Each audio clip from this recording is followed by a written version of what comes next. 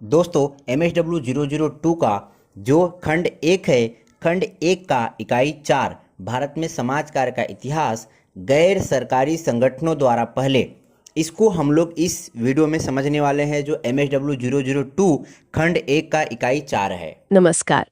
आज हम बात कर रहे हैं समाज कार्य के विकास और गैर सरकारी संगठनों के बारे में। हमें कुछ दिलचस्प जानकारी मिली है कि कैसे संगठित रूप से मदद करने का तरीका समय के साथ बदला है, इंग्लैंड, अमेरिका और हाँ, भारत में भी। तो आइए थोड़ा गहराई से समझते हैं, देखते हैं कि समाज कार्य की जड़ें कहाँ तक जाती हैं और आज ये जो एनजीओज हैं उनकी भूमिका क्या है। सबसे पहले तो ये सवाल उठता है कि ये जो एक दूसरे की मदद करने का सिस्टम था पुराने जमाने में, वो कैसे धीरे धीरे एक प्रॉपर ऑर्गेनाइज्ड पेशेवर काम बन गया। शुरुआत कैसे हुई थी इसकी? लगता है कि शुरू में तो बस परिवार या कबीला ही सब कुछ था। सुरक्षा, देखभाल, फिर धर्म का रोल आया, जैसे पुरोहित वर्ग बीमारों की, जरूरतमंदों की देखभाल करता था।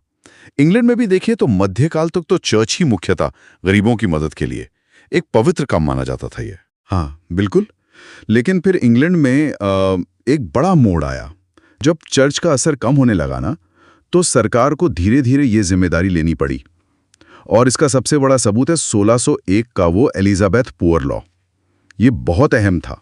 मतलब इस कानून ने पहली बार साफ किया कि देखो, गरीबों की देखभाल अब सिर्फ चर्च का काम नहीं, बल्कि स्थानीय सरकारी यूनिट्स जो पैरिश कहलाती थी उनकी जिम्मेदारी है।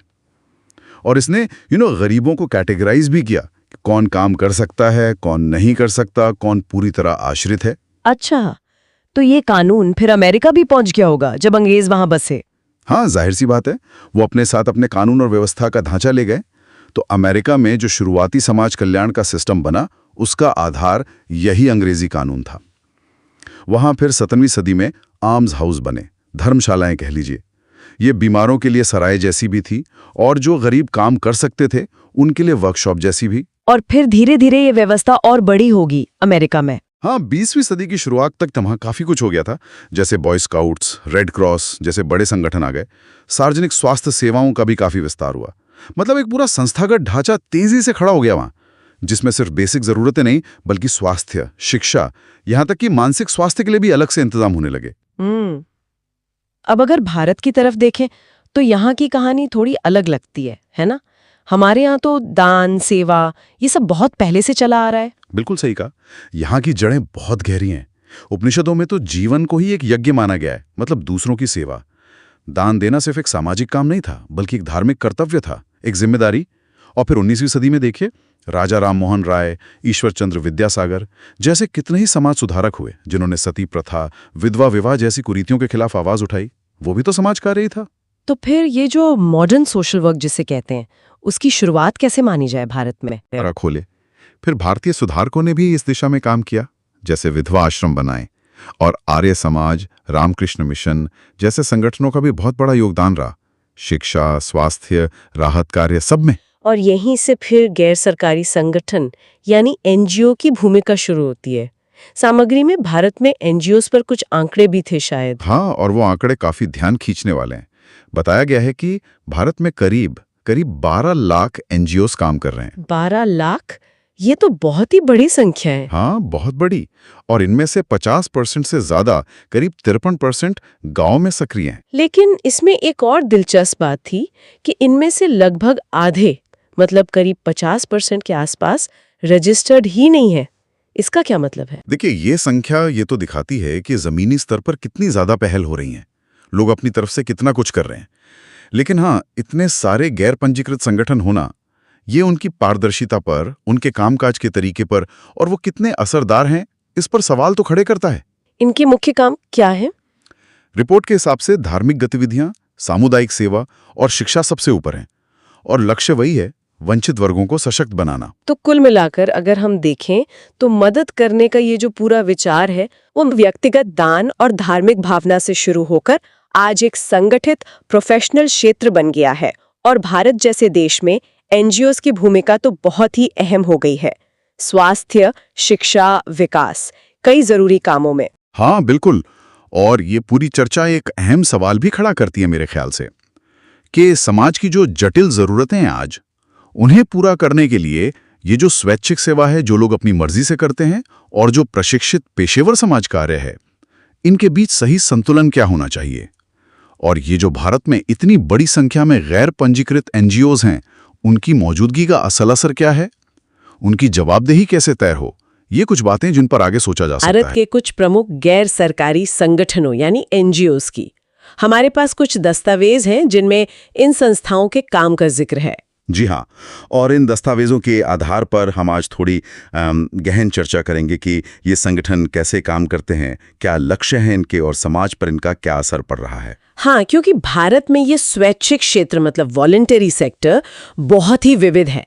कुछ बहुत पुरानी संस्थाएं हैं तो कुछ एकदम नई जो युवाओं को जोड़ रही हैं।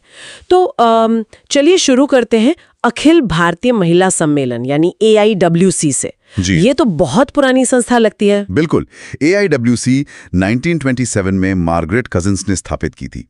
भारत की सबसे पुरानी वॉलंटरी संस्थाओं में से एक है ये। अच्छा। शुरुआत तो हुई थी महिला शिक्षा पर फोकस के साथ, पर बाद में इन्होंने अपना दायरा बढ़ाया। कैसे, मतलब और किन मुद्दों पर काम किया? जैसे पर्दा प्रथा, बाल विवाह, महिलाओं के संपत्ति अधिकार, ये सब सामाजिक आर्थिक मुद्दे उठाए इन्होंने। इनका मुख्य उद्देश्य बना सामाजिक न्याय, बराबरी के हक और अवसर, महिलाओं को उनके मौलिक अधिकारों के बारे में जागरूक करना। ये तो बहुत महत्वपूर्ण काम है। अच्छा, इन नोट्स में इनके कुछ ठोस कामों का जिक्र है, जैसे 1996 में साक्षरता अभियान, और एक जगह लिखा है ये राष्ट्रीय उन्नत चूल्हा परियोजना और बायोगैस विकास परियोजना के लिए नोडल एजेंसी भी रहे। हाँ, नोडल एजेंसी मतलब सरकार की इन योजनाओं को जमीनी स्तर पर लागू करने और कोऑर्डिनेट करने की जिम्मेदारी इनके पास थी, एक मुख्य संपर्क की तरह। अच्छा, तो ये दिखाता है कि एनजीओ और सरकार मिलकर भी काम कर सकते हैं। बिल्कुल, और AIWC को अंतर्राष्ट्रीय पहचान भी मिली, UNEP से सम्मान मिला और भी पुरस्कार मिले, और महिलाओं और बच्चों से जुड़े कानूनों में सुधार लाने में भी इनकी भूमिका रही है। महिलाओं और बच्चों की बात चली है तो एक और नाम है SOS बालग्राम। इनका काम करने का तरीका काफी अलग बताया गया है। हाँ, SOS चिल्ड्रंस विलेज का मॉडल तो वाकई बहुत अनूठा है। ये अनाथ या बेघर बच्चों के लिए सिर्फ एक छत नहीं देते, बल्कि कोशिश करते हैं एक परिवार जैसा माहौल बनाने की। परिवार जैसा माहौल कैसे? हर SOS विलेज में करीब 10 से 20 छोटे घर होते हैं, जिन्हें परिवार गृह कहते हैं। हर घर में 8-10 बच्चे होते हैं जो भाई बहन की तरह पलते हैं। और उनकी देखभाल? हर घर की देखभाल एक माँ करती हैं। ये बच्चे बाहर के सामान्य स्कूलों में ही पढ़ने जाते हैं। कोशिश यही है कि उन्हें एक सामान्य बचपन मिले। और इसके नतीजे कैसे रहे? क्या ये बच्चे आगे जाकर आत्मनिर्भर बन पाते हैं? हाँ, जानकारी तो यही कहती है कि परिणाम काफी सकारात्मक हैं। यहाँ से निकले कई बच्चे डॉक्टर, इंजीनियर, शिक्षक बने हैं, अपना स्वतंत्र जीवन जी रहे हैं। ये तो बहुत अच्छी बात है। इतना ही नहीं, SOS ने भारत में फॉस्टर केयर यानी प्रतिपालक देखभाल के लिए राष्ट्रीय दिशा निर्देश बनाने में भी तकनीकी मदद दी है। बाल अधिकार संरक्षण और योजना आयोग के साथ भी ये जुड़े रहे हैं। समाज सेवा का एक और बड़ा नाम आता है रामकृष्ण मिशन का। स्वामी विवेकानंद ने शुरू किया था इसे। ये AIWC या SOS से कैसे अलग है? रामकृष्ण मिशन का आधार वो आध्यात्मिक है। ये श्री रामकृष्ण परमहंस के उपदेशों पर चलता है। सभी धर्म एक हैं और मानव सेवा ही ईश्वर सेवा है। ये वेदांत का दर्शन है। मानव सेवा ही ईश्वर सेवा। हाँ, तो इसी सोच के साथ ये 2 स्तरों पर काम करते हैं। एक तो आध्यात्मिक प्रचार, वेदांत का प्रचार, और दूसरा है व्यवहारिक मानवतावादी काम। और ये व्यावहारिक काम किस तरह का होता है? मतलब क्या क्या करते हैं? अरे बहुत कुछ। स्कूल, कॉलेज, अस्पताल, अनाथालय चलाते हैं। इसके अलावा ग्रामीण विकास, पानी, स्वास्थ्य, शिक्षा, पर्यावरण, पोषण, सफाई, महिला और बाल विकास, रोजगार पैदा करना, खेती की ट्रेनिंग देना, लंबी लिस्ट है। काफी व्यापक है। जी, और आपदा राहत में भी इनका बहुत बड़ा योगदान है। बाढ़, भूकंप, सूखा, कहीं भी आपदा आए, इनके स्वयंसेवक पहुंच जाते हैं। सब कुछ समर्पित वॉलंटियर्स के बल पर चलता है। स्वयं सेवा की बात आई तो राष्ट्रीय सेवा योजना NSS का जिक्र भी करना होगा। ये तो सीधे छात्रों को जोड़ती है सामुदायिक सेवा से। हाँ, NSS 1969 में शुरू हुई थी, गांधी जी की जन्म शताब्दी के वर्ष में। इसका लक्ष्य बहुत साफ है, छात्रों का व्यक्तित्व विकास करना, उनमें सामाजिक जागरूकता लाना, वो भी सामुदायिक सेवा के माध्यम से। और एक और बात, शारीरिक मेहनत का सम्मान सिखाना, श्रम की प्रतिष्ठा। बिल्कुल, इनका आदर्श वाक्य भी यही कहता है, मैं नहीं, बल्कि आप, नॉट मी बट यू। ये छात्र इसमें कैसे हिस्सा लेते हैं? क्या करना होता है? इसमें 2 हिस्से होते हैं। एक तो साल भर में करीब 120 घंटे का नियमित सामुदायिक काम, और एक होता है 10 दिन का विशेष कैंप। और काम किस तरह के?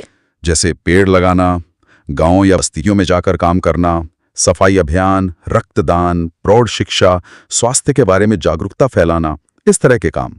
इससे छात्रों को किताबी दुनिया से बाहर निकलकर असल समाज को देखने समझने का मौका मिलता है। तो इन चारों उदाहरणों से एक बात तो साफ दिखती है, भारत में ये गैर सरकारी संगठन समाज के लगभग हर पहलू को छू रहे हैं।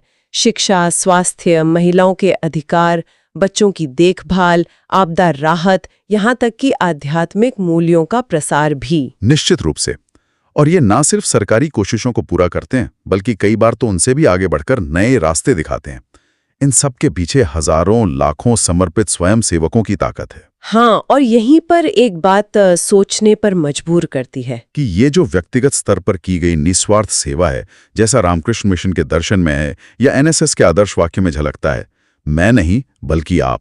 सही। जब ऐसी सेवा करने वाले बहुत से लोग एक साथ आते हैं तो उनकी वो सामूहिक शक्ति, वो मिलकर काम करने की भावना समाज में कितना बड़ा और टिकाऊ बदलाव ला सकती है। ये सवाल वाकई सोचने लायक है। और ये स्रोत भारत में जो कुछ प्रमुख सामाजिक संगठन काम कर रहे हैं उन पर रोशनी डालते हैं। हम कोशिश करेंगे कि इनके अलग अलग मकसदों को समझें, उनके काम करने के तरीकों को, और समाज पर उनका क्या असर हो रहा है। तो चलिए इन स्रोतों को जरा खोलते हैं, देखते हैं क्या है इनमें। हाँ बिल्कुल। और ये स्रोत दिखाते हैं कि भारत की जो जटिल चुनौतियां हैं, सामाजिक, आर्थिक, स्वास्थ्य से जुड़ी, उनसे निपटने के लिए ये संगठन कितने अलग अलग रास्ते अपना रहे हैं। और दिलचस्प बात यह है कि उनके नजरिए में, उनके काम के पैमाने में कितनी विविधता है। अक्सर वो जरूरतें पूरी करते हैं जिन पर शायद उतना ध्यान नहीं जाता। सही कहा। अच्छा, तो शुरुआत करते हैं MS स्वामीनाथन रिसर्च फाउंडेशन से। जी। MSSRF 1988 में बना था ये। जी। इनका लक्ष्य तो साफ है, विज्ञान और तकनीक का इस्तेमाल करना एक ग्रामीण विकास के लिए, और वो भी ऐसे तरीकों से जो प्रकृति के लिए, गरीबों के लिए और महिलाओं के लिए उनके हक में हो। हाँ, तो इनका ध्यान रहता है तटीय प्रणालियों पर, जैव विविधता, इको तकनीक और लोगों को ट्रेनिंग देने पर। हाँ, और इसमें खास बात यह है कि वो विज्ञान को सीधे जमीनी जरूरतों से जोड़ते हैं। हाँ, मतलब वो सिर्फ ऊपर से समाधान नहीं लाते, वे स्थानीय लोगों को सिर्फ लाभार्थी नहीं समझते बल्कि विकास में साझेदार मानते हैं। अच्छा, ये साझेदार वाला नजरिया महत्वपूर्ण है। बिल्कुल। उनका एक त्रिपक्षीय कुंडल मॉडल है जिसमें उद्योग, वैज्ञानिक और वो किसान, महिला, पुरुष जिनके पास साधन कम है, वो सब एक साथ आते हैं। ये साझेदारी की एक, आप कह सकती हैं, अनूठी मिसाल है, ज्ञान और जमीनी हकीकत का संगम। हाँ, दिलचस्प। अब इससे काफी अलग एक दूसरा नजरिया है मिशनरीज ऑफ चैरिटी का। जी, मदर टेरेसा वाला। हाँ, वही 1950s में कलकत्ता में शुरू हुआ। इनका मिशन तो बिल्कुल अलग है, उन लोगों की देखभाल करना जिन्हें शायद समाज ने नजरअंदाज कर दिया है। बिल्कुल, भूखे, बेघर, बीमार, कुष्ठ रोगी, अनाथ, हाँ, बिना किसी भेदभाव के। उनकी पहचान ही यही है, सबसे ज्यादा हाशिए पर जो लोग हैं उनके लिए बिना शर्त सेवा। उनके होम हैं, सूप किचन हैं। हाँ, मैंने सुना है, गलियों के बच्चों के लिए स्कूल भी। जी, ये सब उनके समर्पण और उनकी पहुंच की गहराई दिखाता है। मानवीय गरिमा पर बहुत मजबूत जोर है उनका। तो देखिए, एक तरफ MSSRF विज्ञान का इस्तेमाल कर रहा है, दूसरी तरफ मिशनरीज ऑफ चैरिटी पूरी तरह करुणा पर केंद्रित है। अब एक और संगठन है, बॉस्को रीच आउट, BRO, 1983 में बना। हाँ, BRO। ये एक गैर धार्मिक संगठन है और इनका नजरिया है समग्र मानव विकास पर। वो स्वयं सहायता समूहों, मतलब SHGs के जरिए लोगों को सशक्त बनाने की कोशिश करते हैं। खासकर उत्तर पूर्व में आत्मनिर्भरता पर जोर है। हाँ, और BRO का फोकस लोगों की क्षमता बढ़ाने पर है, खास तौर पर महिलाओं की। अच्छा। वो आय बढ़ाने में मदद करते हैं, खेती से हो या फिर दूसरे छोटे उद्यमों से। खाद्य सुरक्षा पर भी ध्यान देते हैं, स्वास्थ्य सेवाओं तक पहुंच बनाने में मदद करते हैं। तो ये मॉडल एक तरह से लोगों को संगठित होकर अपने ही संसाधनों का बेहतर इस्तेमाल करना सिखाता है। बिल्कुल। ताकि वे अपनी समस्याओं का हल खुद निकाल सकें। सशक्तिकरण का एक अच्छा उदाहरण है ये। सही है। अब इतने सारे अलग अलग संगठन हैं तो इनके बीच तालमेल की भी जरूरत होती होगी। बिल्कुल। यहाँ पे रूरल इंडिया में गैर सरकारी संगठनों का महासंघ CNRI सामने आता है। 2005 से काम कर रहा है ये। जी, CNRI। ये ग्रामीण भारत में काम कर रहे NGOs के लिए एक तरह की शीर्ष संस्था है, एपेक्स बॉडी जिसे कहते हैं। हाँ, एक छतरी संस्था। इसका मकसद है समन्वय बढ़ाना, क्षमता निर्माण करना और नीतिगत चर्चा को आगे बढ़ाना। हाँ, CNRI की भूमिका एक थिंक टैंक और सलाहकार जैसी बन रही है। ये NGOs को सरकारी और अंतर्राष्ट्रीय फंड से जोड़ने में मदद करता है, ट्रेनिंग देता है और आपदा प्रबंधन में भी सहायता करता है। अच्छा। और ये इस विचार को भी आगे बढ़ाते हैं कि NGOs का काम सिर्फ सूचना के अधिकार तक नहीं रुकना चाहिए, बल्कि योजनाओं में उनकी भागीदारी हो, निगरानी भी करें। मतलब भूमिका का विस्तार। बिल्कुल। अब NGOs के समन्वय से आगे बढ़ें तो स्वास्थ्य का क्षेत्र, यहां भी बहुत बड़े पैमाने पर काम हो रहा है। 2 बड़े नाम हैं, Christian medical association of India CMAI जी, और Catholic health association of India CHAI। हाँ, दोनों बहुत बड़े नेटवर्क हैं। CMI की जड़ें तो 1905 तक जाती हैं, हालांकि औपचारिक रूप से 1926 में बना। ये डॉक्टरों, नर्सों और दूसरे हेल्थ प्रोफेशनल्स का एक संगठन है। और इन्होंने कुष्ठ रोग, TB, HIV एड्स जैसे क्षेत्रों में बहुत महत्वपूर्ण काम किया है ना? जी हाँ, बिल्कुल अग्रणी काम किया इन क्षेत्रों में। और CHAI वो 1943 में बना। हाँ, और CHAI आज दुनिया के सबसे बड़े स्वास्थ्य NGOs में से एक है। सोचिए 3000 से ज्यादा सदस्य संस्थान हैं इनके। बाप रे, 3000। हाँ, और ये सिर्फ शारीरिक स्वास्थ्य पर नहीं, बल्कि मनोवैज्ञानिक, सामाजिक और आध्यात्मिक स्वास्थ्य पर भी ध्यान देते हैं। और आपदा राहत में भी इनकी भूमिका बहुत बड़ी रही है। लातूर, ओडिशा, गुजरात भूकंप, सुनामी, सब जगह इन्होंने काम किया है, अपनी क्षमता दिखाई है। वाकई प्रभावशाली। अच्छा, और आखिर में एक और नाम है केयर इंडिया। हाँ, केयर। ये 1950 से भारत में काम करें वैश्विक संगठन केयर का हिस्सा है ये।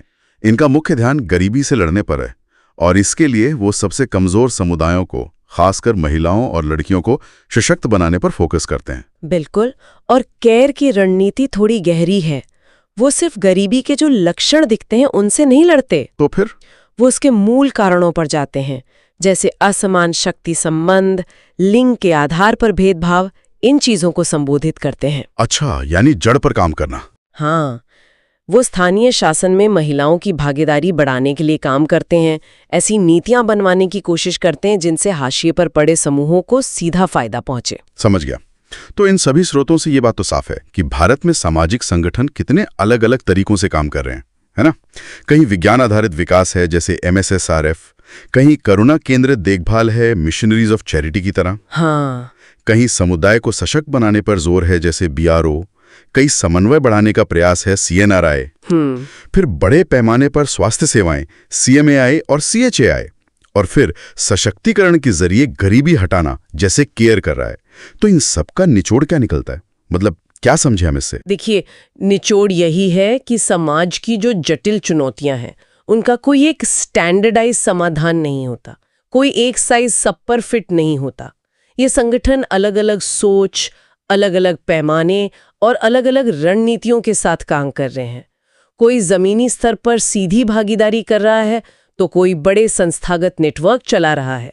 महत्वपूर्ण बात यह है कि ये सभी मिलकर अपने अपने तरीके से देश के विकास में एक अहम भूमिका निभा रहे हैं। सही कहा। और ये हमें एक सवाल पर सोचने को मजबूर करता है कि इन गैर सरकारी संगठनों के जो प्रयास हैं, उनकी ये विविधता, उनका ये पैमाना, ये भारत के विकास के पूरे परिदृश्य में जो सरकारी कल्याण प्रणालियां हैं और जो नागरिक समाज की भूमिका है, उनके बीच किस तरह के रिश्ते या संतुलन की तरफ इशारा करता है। ये एक सोचने वाली बात है। भारत में लाखों लोग हैं जो किसी न किसी तरह की विकलांगता के साथ जी रहे हैं और उनकी मदद के लिए, उन्हें सशक्त बनाने के लिए कई राष्ट्रीय संस्थान काम कर रहे हैं। हाँ। तो आज हमारे पास जो दस्तावेज हैं उनके आधार पर कुछ प्रमुख संस्थानों की दुनिया में थोड़ी गहराई से बात करेंगे। जी बिल्कुल। हमारा मकसद ये समझना है कि ये जो महत्वपूर्ण संस्थान है विकलांग व्यक्तियों की सहायता के लिए, ये आखिर करते क्या है, इनकी भूमिका क्या है, सही जानना जरूरी है। तो चलिए शुरू करते हैं।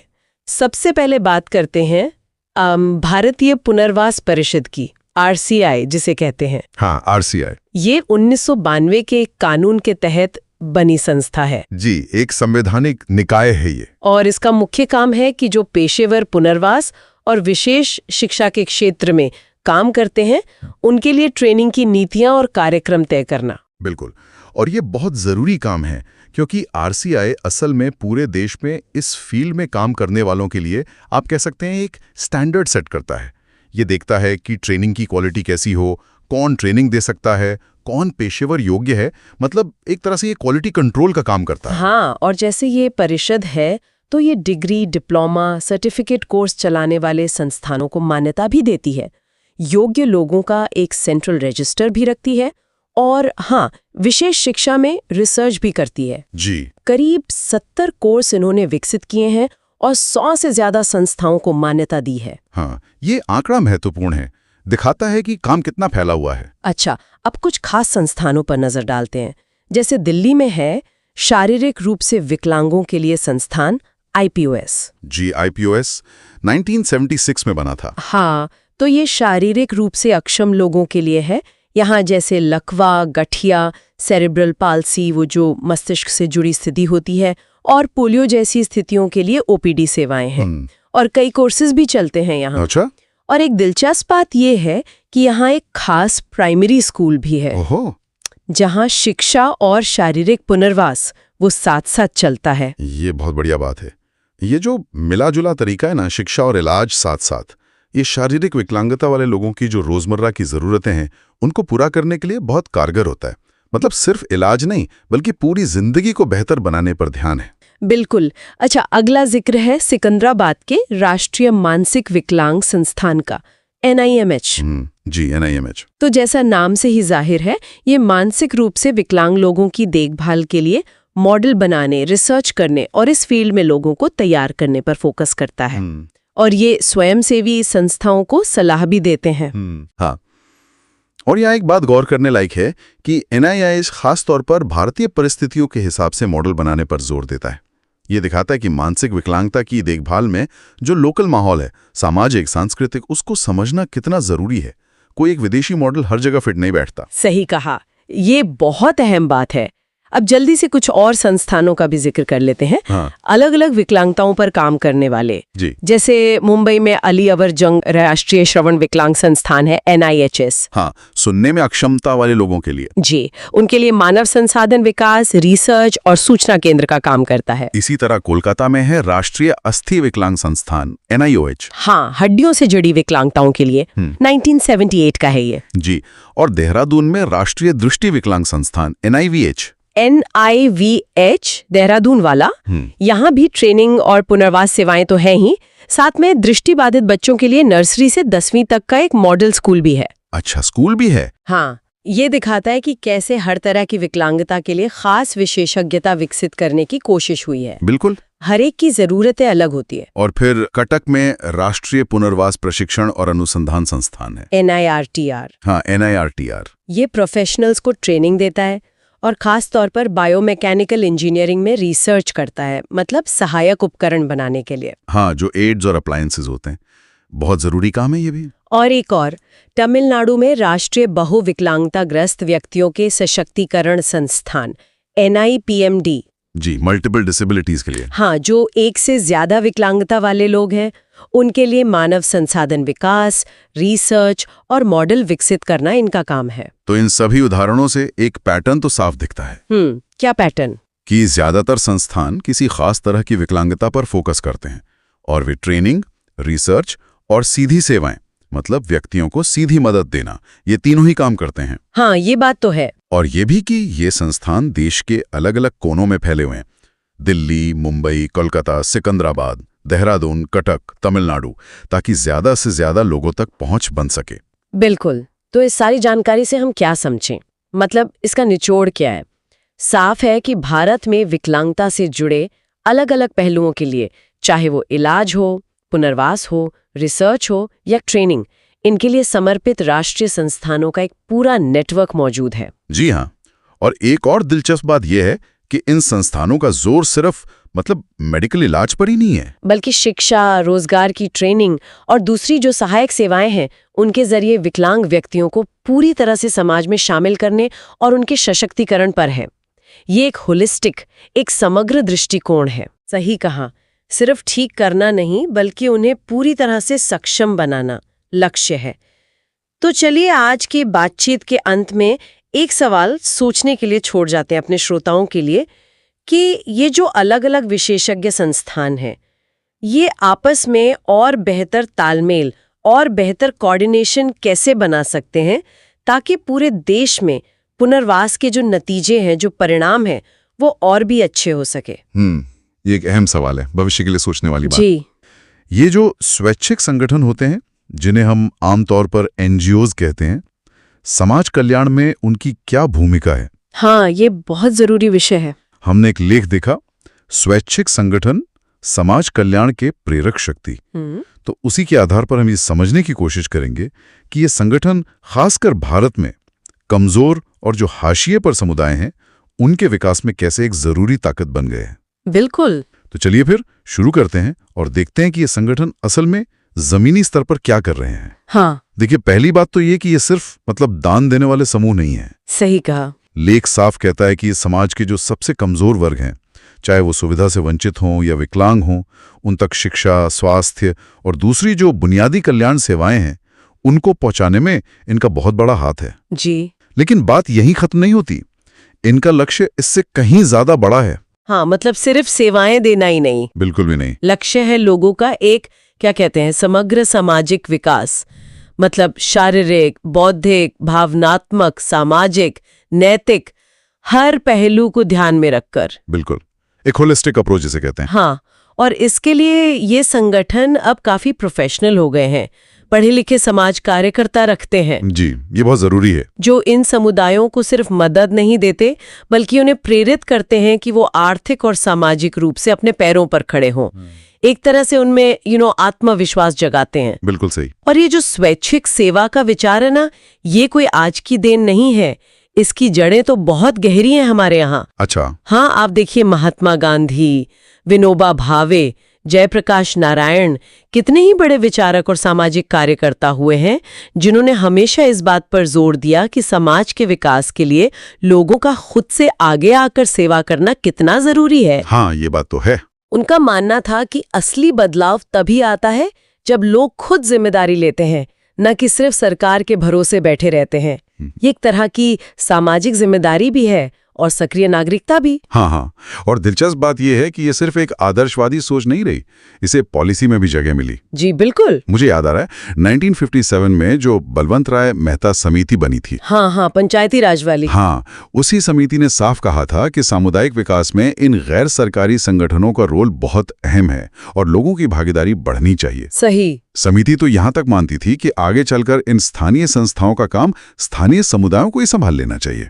मतलब ये सिर्फ मदद नहीं, ये सशक्तिकरण का रास्ता है। बिल्कुल सही कहा, ये एम्पावरमेंट की तरफ एक कदम था और इसी सोच का असर हमें बाद में योजनाओं में भी दिखा। हाँ, पंचवर्षीय योजनाओं में। जी, 5वीं और फिर 7वीं पंचवर्षीय योजना में तो साफ तौर पर समाज कल्याण के कार्यक्रम लागू करने के लिए इन स्वैच्छिक संस्थाओं पर काफी निर्भरता दिखाई गई। अच्छा। सरकार ने माना कि भाई ये संगठन उन जगहों तक पहुंच सकते हैं, उन लोगों तक पहुंच सकते हैं जहां शायद सरकारी मशीनरी उतनी आसानी से या उतनी असरदार ढंग से न पहुंच पाए।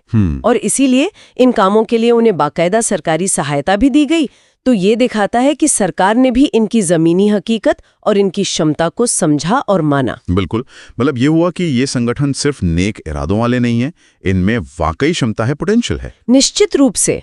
अगर हम बड़ी तस्वीर देखें तो जिन स्वैच्छिक संगठनों के पास जरूरी तकनीकी जानकारी है, विशेषज्ञता है और एक सही नजरिया है, हाँ, वो सामाजिक आर्थिक विकास के लिए बहुत ही कारगर साधन बन सकते हैं। और ये कोई हवाई बात नहीं है। नहीं, बिल्कुल। ये बात साबित होती है। वो अक्सर मुश्किल सामाजिक समस्याओं के नए और असरदार हल निकालते हैं। हाँ, जो शायद पारंपरिक तरीकों से ना निकल पाए। बिल्कुल। तो कुल मिलाकर अगर हम देखें तो बात ये निकल कर आती है कि ये स्वैच्छिक संगठन अब सिर्फ एक सहायक भूमिका में नहीं है। नहीं, बिल्कुल नहीं। बल्कि भारत में खासकर गरीबों और हाशिए पर पड़े समुदायों तक कल्याण सेवाएं पहुंचाने और उन्हें सशक्त बनाने के पूरे सिस्टम का एक जरूरी, एक अनिवार्य हिस्सा बन चुके हैं। जी, एक तरह से सरकार और जरूरतमंद लोगों के बीच पुल का काम कर रहे हैं। हाँ, और कई बार तो उन जरूरतों को भी सामने लाते हैं जिन पर शायद ध्यान ही ना गया हो। बिल्कुल। लेख में एक बड़ी गहरी बात कही गई थी, अगर आपको याद हो, हाँ, बताइए। कि स्वर्ग वही है जहां लोग पूरी मानवता के कल्याण के लिए मिलकर काम करते हैं, और नरक वहां है जहां कोई इंसानियत की सेवा के बारे में सोचता तक नहीं। वाह, ये तो बहुत गहरी बात है। हाँ, और ये हमें सोचने पर मजबूर करती है कि ठीक है, ये संगठन तो काम कर ही रहे हैं, लेकिन समाज की भलाई में हम में से हर एक की क्या भूमिका हो सकती है? क्या ये सिर्फ इन्हीं की जिम्मेदारी है? सही सवाल है। ये सिर्फ संगठनों की जिम्मेदारी है या हमारी भी कुछ भूमिका है इसमें? जी। और इसी सोच को अगर थोड़ा आगे बढ़ाएं तो एक सवाल शायद हमारे सुनने वालों के लिए भी छोड़ा जा सकता है। हाँ, जरूर। कि अगर ये स्वैच्छिक संगठन इतने महत्वपूर्ण हैं, जैसा कि हम देख रहे हैं, तो भविष्य में इनकी भूमिका को और ज्यादा प्रभावी और ज्यादा असरदार कैसे बनाया जा सकता है? खासकर उस स्थिति में जब हम ये उम्मीद कर रहे हैं कि स्थानीय समुदाय, लोकल कम्युनिटीज खुद ज्यादा जिम्मेदारी उठाएंगी। हाँ, तो क्या इनका रोल बदलेगा? हाँ, क्या इन्हें अपनी भूमिका बदलनी होगी या उसी भूमिका को नए तरीके से निभाना होगा? इस पर विचार करना जरूरी है। बिल्कुल, सोचने वाली बात है।